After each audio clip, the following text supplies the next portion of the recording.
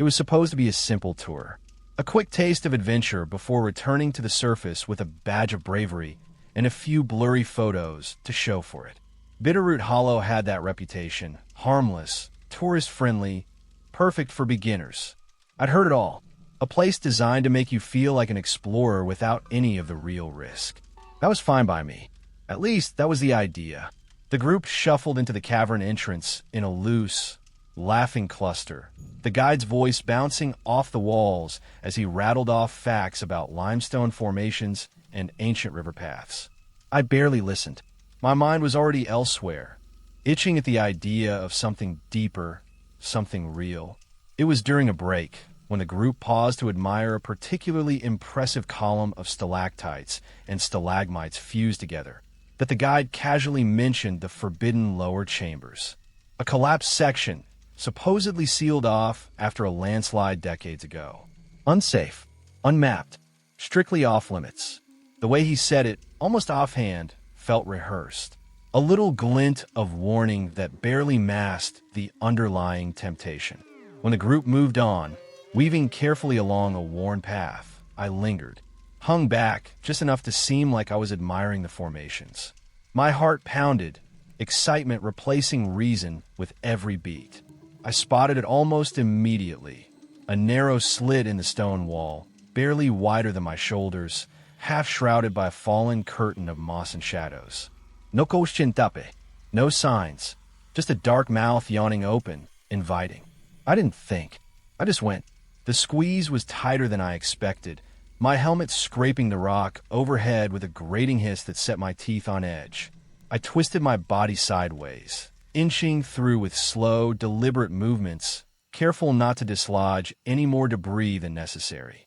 Even then, pebbles rained down onto my back, the sound unnervingly loud in the confined space. And then, without warning, the air shifted. It was like stepping into another world. The temperature rose noticeably, a humid, clammy heat that clung to my skin.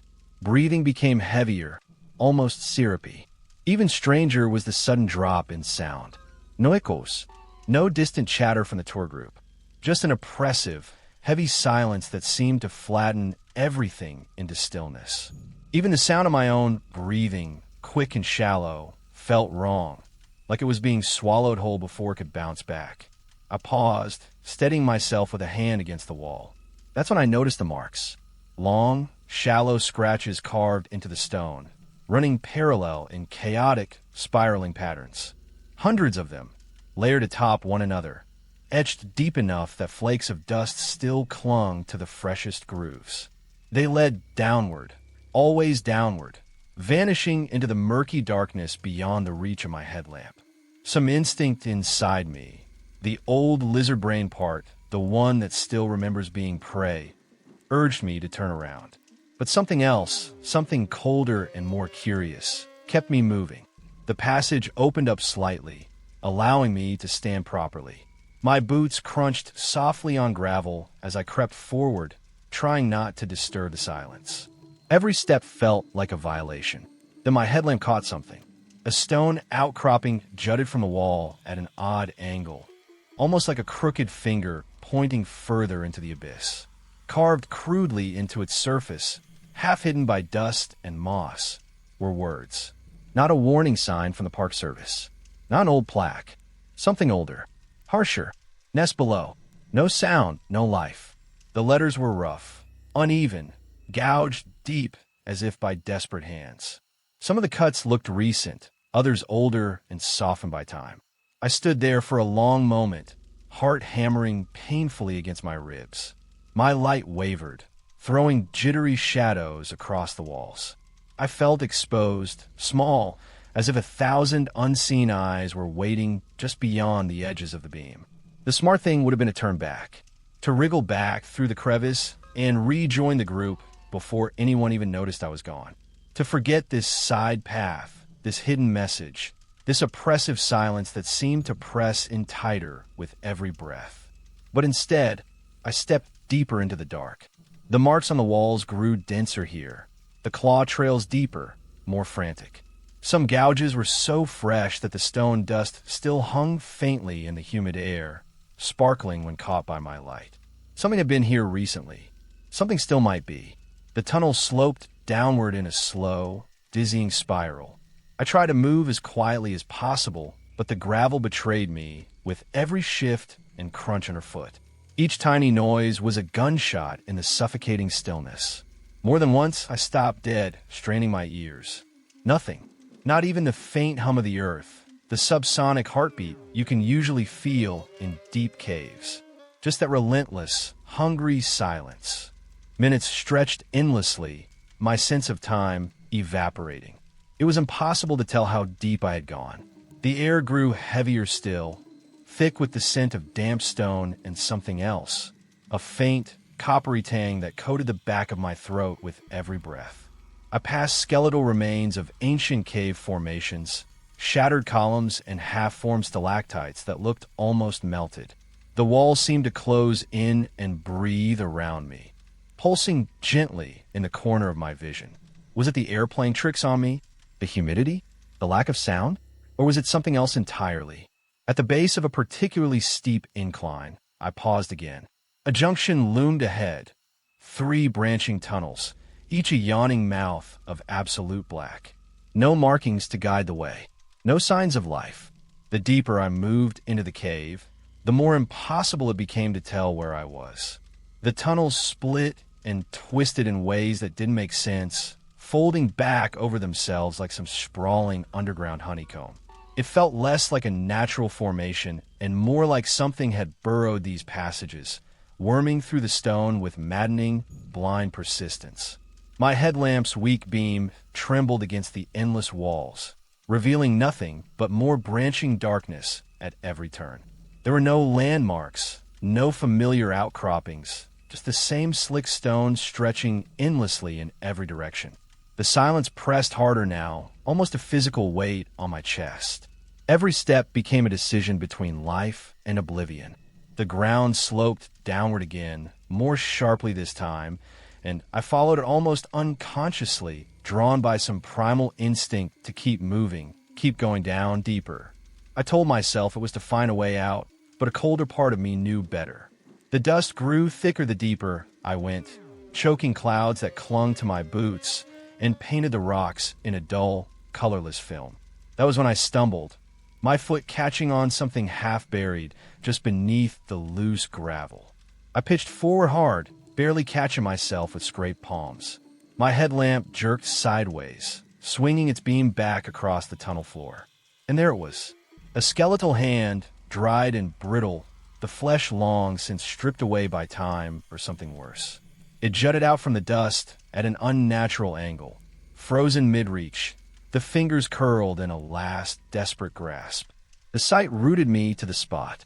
For a moment, I couldn't breathe, couldn't move, only stare.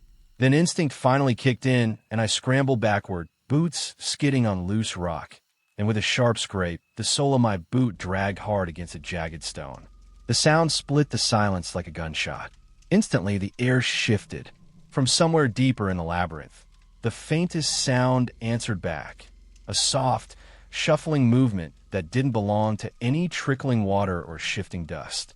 A wet, deliberate sound of skin dragging across stone. I froze, heart hammering so loud I was sure the whole cavern could hear it. The shuffling grew louder, closer, multiplied. My headlamp flickered weakly, as if recoiling from whatever was coming. In the stuttering light, the shapes began to emerge, first as hunched shadows at the edge of vision, then, horribly, into focus. Figures, thin, impossibly thin, as if human forms had been stripped down to their bare scaffolding. Bones protruded sharply under parchment-thin gray skin, joints bent at wrong angles. Their heads twitched and jerked with every minute sound, faces stretched too tightly over skulls. Mouths frozen open in expressions that suggested neither hunger nor rage, but something much worse, an endless, aching emptiness. They moved with horrifying speed, a jerky, unnatural glide across the uneven ground. But not a single sound escaped them. No breathing, no growling, no footsteps. Even as they closed the distance, their approach was as silent as falling ash. I pressed myself against the tunnel wall, making myself as small as possible, my breathing shallow and panicked. Every instinct screamed to run, but some small, rational part of my mind understood that any sound, any noise, would bring them down on me in an instant. I held still, every muscle locked in place, even as my vision blurred and my chest burned for air. My ears strained for any clue as to where they were, but the only thing I could hear was the frantic hammering of my own pulse. One of them drifted closer, its head tilting sharply to the side in a grotesque mimicry of curiosity. Its hollow eye sockets seemed to scan the space blindly, its skeletal fingers twitching at its sides. Sweat poured down my face, stinging my eyes, but I didn't dare wipe it away. And then, with a sickening inevitability, a droplet broke free, tumbling down from my chin, splashing against the stone floor. The plip echoed far too loud in the suffocating silence. Every Hollowman's head snapped toward me in unison. There was no warning growl, no roar of challenge. Just movement, blinding, explosive movement. They charged. I broke. Adrenaline seized my body, wrenching me into action. I tore away from the wall, bolting down the nearest tunnel without looking back. The light from my headlamp bounced wildly across the stone, throwing lurching shadows that made the walls seem alive. The air filled with the dry, hissing scrape of their pursuit, not from their feet, but from their bodies dragging against the walls in their blind frenzy to reach me. I ran without thinking, feet slipping on loose gravel, lungs screaming for air. The tunnels blurred into a fever dream of endless turns and suffocating darkness. Every time I stumbled, every time a pebble shifted underfoot, the sound seemed to pull them even closer, like moths drawn to the heat of my panic. At one point, the passage narrowed sharply. My shoulders scraped against the walls, slowing me down. I could feel them closing in, smell the dry, rotting scent of their flesh. I didn't dare look back. Another droplet of sweat slid down my spine, chilling my skin. I pushed forward blindly, desperate, driven only by the single-minded need to stay ahead of the sound, to outrun the consequences of my own existence. Ahead, the tunnel forked again, splitting into two identical paths. No time to think. I veered left, slamming into the wall as I took the turn too wide. Pain lanced up my arm, but I barely registered it. Behind me, the shuffling had grown into a frenzied scrape. Louder now, a tide of bodies grinding against stone. They were gaining. Panic burned through my veins, giving me a final burst of speed. I shot forward, plunging deeper into the blackness, heart pounding so loud that I feared it would betray me even if my feet did not. The passage began to widen, just slightly, enough that I risked a glance back over my shoulder. In the bobbing light of my lamp, I saw them, dozens of them cramming the tunnel, skeletal limbs clawing at the stone, mouths gaping soundlessly. A wall of death, inevitable and silent. I tore my gaze away and stumbled onward, lungs seizing, muscles screaming. Every part of me knew I couldn't outrun them forever. But there was no choice. No turning back. Only down, deeper into the nest. Somewhere between blind instinct and sheer luck, my scrambling led me to a side tunnel barely wider than a man's body. I didn't think. I dove for it, throwing myself into the narrow space as the hollow horde hurtled past behind me, scraping and twitching, drawn onward by the chaos I left in my wake. The tunnel was clogged with thick stalagmites, jagged stone fingers clawing up from the floor, blocking any easy path. It was perfect. The hollow men, with their broken, contorted limbs, couldn't easily squeeze through the dense stone. I crouched low, wedged between two columns of stone slick with condensation, heart hammering violently inside my chest. The scraping sounds of the hollow men faded gradually as they surged past my hiding spot, a tide of silent death in motion. Only once their presence became a vague memory in the darkness did I dare to move. I pushed deeper into the tunnel, stumbling over uneven stone, headlamp flickering and throwing sickly, stuttering light. Every breath scraped my lungs raw. Every step sent pain flaring through my legs. That was when I saw it. A faint glow ahead, not from the natural phosphorescence of minerals, but something artificial. A dying beam of light, sputtering in rhythmic pulses. An old helmet lamp lay discarded against the stone wall, its strap torn, its casing cracked, but somehow still clinging to life. Dust and grime coated its surface, but it was unmistakable. Someone had been here before me. Near it, smudged dark against the pale rock, were frantic streaks of something thicker than dust. Blood, smeared and hurried, desperate motions forming shapes. Words. The letters wavered in the weak light, jagged and uneven, written in a shaking hand. Move only when they move. Sound equals death. I stared at the message until the flickering light finally sputtered and died, plunging me back into oppressive darkness. The warning etched itself into my mind like a brand. Every detail of the past few hours snapped into focus. The Hollowmen's eerie way of moving only when a new noise cut through the silence. The frenzied way they had reacted to the droplet of sweat, the boots scraping the stone. They weren't omniscient. They weren't hunting by sight, not even by pure sound alone. They hunted by isolated noise. It wasn't just sound that drew them. It was anything that broke the perfect, heavy stillness of the cavern. One wrong note, one sound not masked by the natural groans and drips of the cave, and you were already dead. A droplet of water hit the stone nearby, sharp and distinct. I waited, listening. No response from the blackness beyond. No scraping. No movement. Another drip. Then another, a rhythmic pattern of tiny splashes. If I could move only during those noises, if I could time my steps to the ambient sounds, I might survive. I clenched my fist to steady myself, waited until the next drip, and then took a slow, careful step forward. The cave responded with silence. Another drip, another step.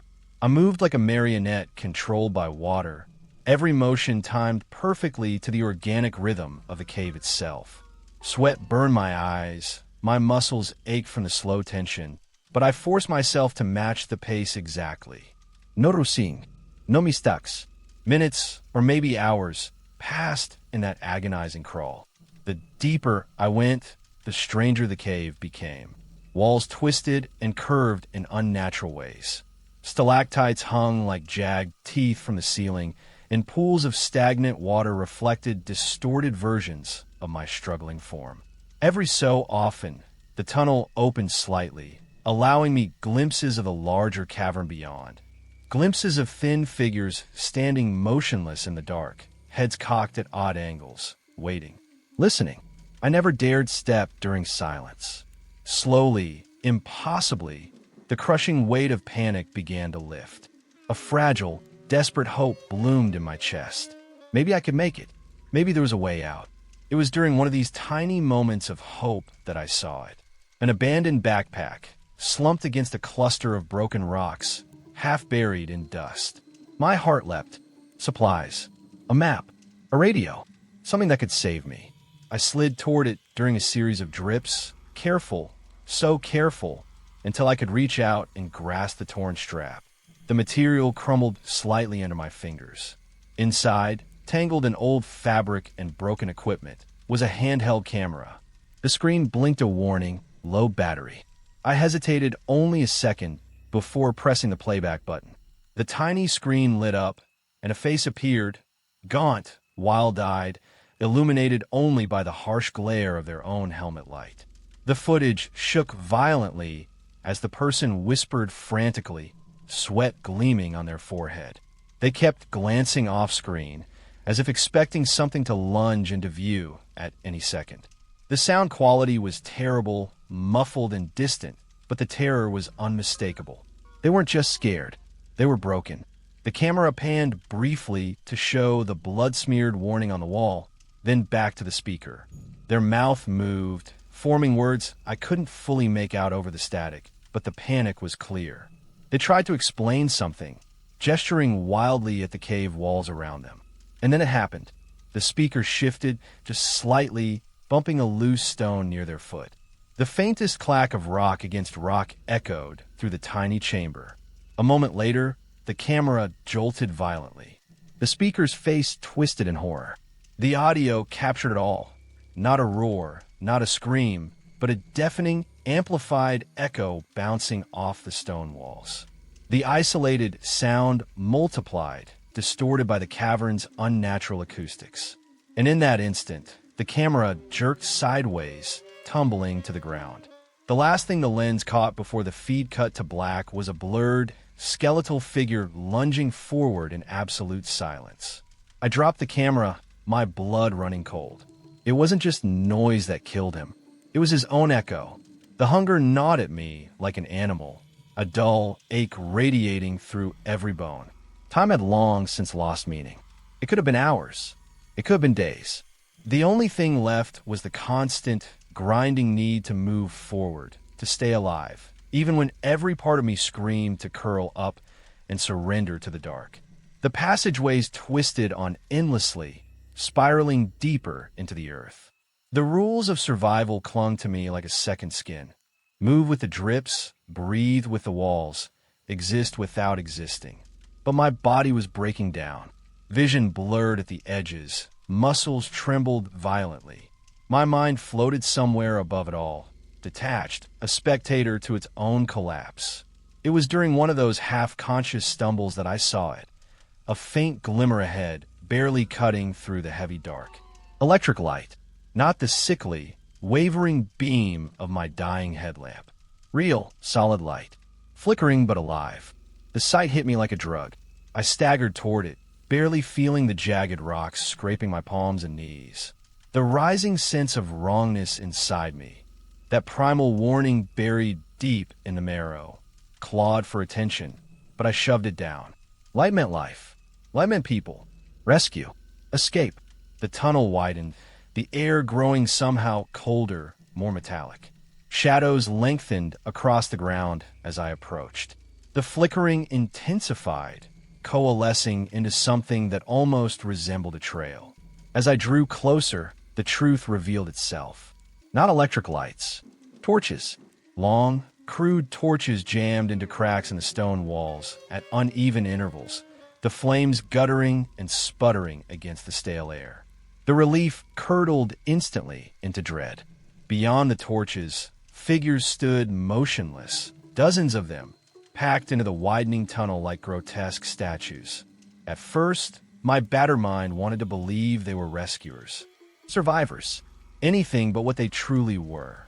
The closer I crept, the more the light revealed. The same skeletal shapes. The same twisted limbs. The same hollow, endless eyes.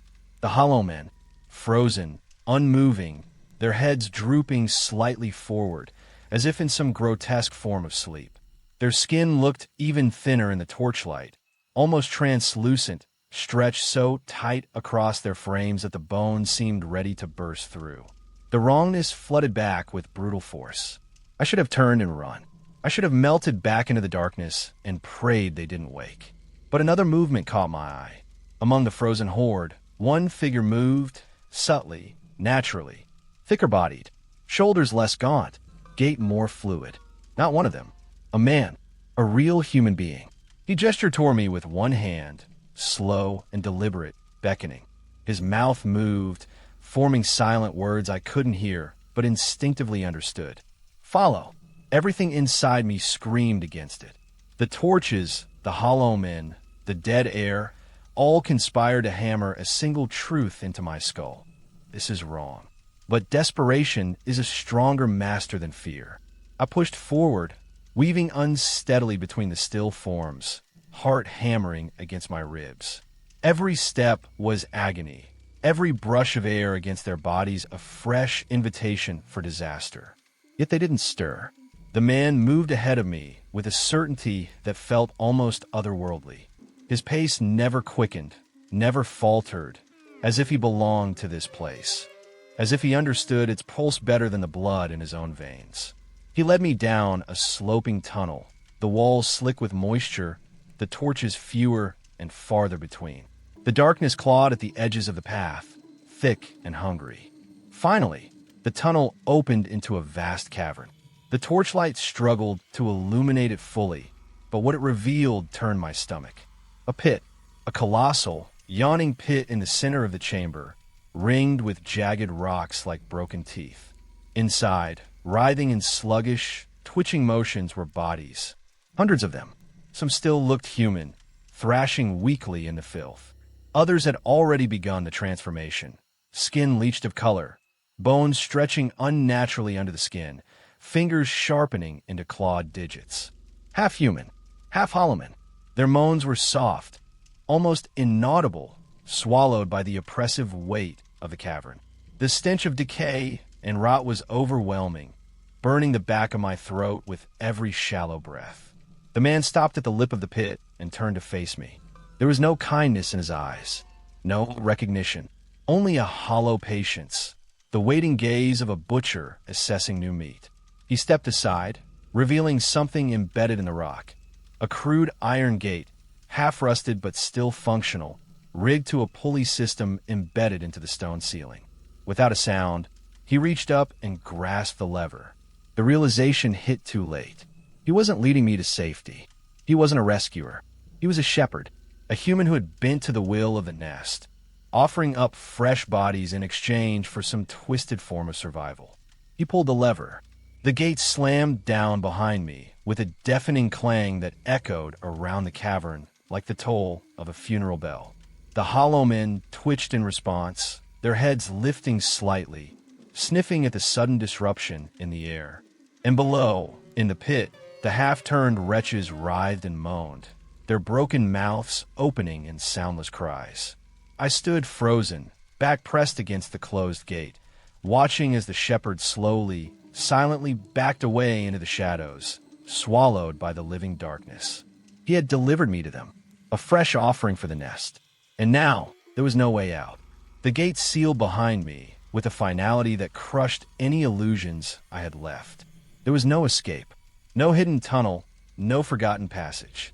Just the pit, the writhing half-creatures below, and the hollow men beginning to stir. At first, they moved with a grotesque slowness, as if shaking off centuries of sleep. Heads turned with sharp, insectal twitches, limbs flexed at impossible angles. Their bodies unfolded like broken marionettes, moving in jerky, halting patterns. And every one of them began to turn toward me.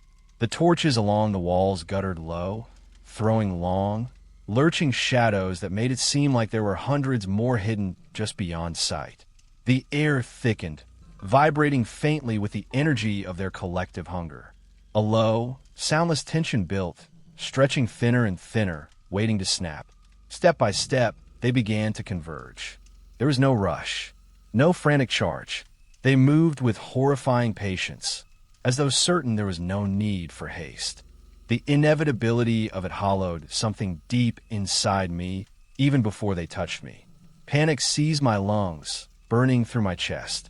My voice broke free without thought, a raw, instinctive scream. The sound cut through the cavern like a blade, tearing at the heavy silence. It echoed wildly off the walls, bouncing and rebounding, shattering the stagnant air. The entire cave responded. The ceiling trembled, dust raining down in slow, thick clouds. Pebbles dislodged from the cracks above, pattering onto the stone with dull impacts. The hollow men recoiled slightly at first, spasming as if struck, but they did not attack. Not yet. Instead, they froze, heads tilted unnaturally, listening, judging. Among them, one figure shifted forward, taller than the rest, broader-shouldered, its silhouette bulkier and more defined. The skin hung in thicker folds, sagging like wet cloth draped over bones. It moved with deliberate care, each step measured, purposeful. It did not lunge. It reached, a hand stretched outward, fingers impossibly long, tapering into delicate, quivering tips. It was not the gesture of a predator descending for the kill. It was something worse. An invitation. A surge of cold realization coursed through me. They did not always kill. Some they claimed. Some they hollowed out, drained of identity, of form, of will, until only the shape remained, reshaped and absorbed into the nest. The pain began almost before I could understand it. A sudden, unbearable pressure inside my joints, as if an invisible hand were pulling me apart at the seams. My skin tightened across my bones, stretching, cracking, Each micro-tear a fresh explosion of agony. The air grew heavier, thicker, syrupy against my skin. Every breath became a battle against drowning. It felt as if the cave itself was reaching through the hollow men, through the stones and shadows, to mold me, to unmake me, to reshape me. I staggered back, but the effort was pitiful. My legs betrayed me, folding inward with sickening pops. My arms twisted at unnatural angles, bones grinding wetly beneath the skin. The hollow men stood still, watching, silent witnesses to the transformation. No malice, no anger, only patience. My vision blurred, colors bled away, replaced by a smudged grayness. The walls of the cavern seemed to breathe around me, inhaling deeply, pulling at my mind, my memories, my name. I tried to remember who I was, a name, a face, anything, but it slipped through my fingers like sand. All that remained was the deep, irresistible pull toward stillness, toward silence, toward belonging. The last fragments of resistance crumbled away under the weight of it. Muscles froze, thoughts frayed and dissolved. There was only the hollowing. In those final moments, before the darkness fully claimed me, a single thought emerged from the collapsing ruins of my mind. The nest isn't made of caves. The nest is made of us. Then there was nothing but the dark and the waiting. Sometimes, in the endless stillness, there are flashes, flickers of memory, like sparks beneath ash. A soundless image of sunlight filtering through trees. The distant warmth of laughter. A name, almost forming on a forgotten tongue. But they fade. They always fade. There's only the cold patience now, the endless watching, the waiting in the dark. The silent call of movement only when sound fractures the stillness. The hollow pulse of the nest, deeper than thought, older than bone. Others will come. They always do. Their steps will shatter the silence. Their voices will ripple through the deep. And we will turn our heads, twitching at the sound, drawn forward by the hunger of emptiness. Not with anger, not with cruelty, only need. In the darkness, I wait, still and empty. A piece of a nest, a piece of them, listening, forever.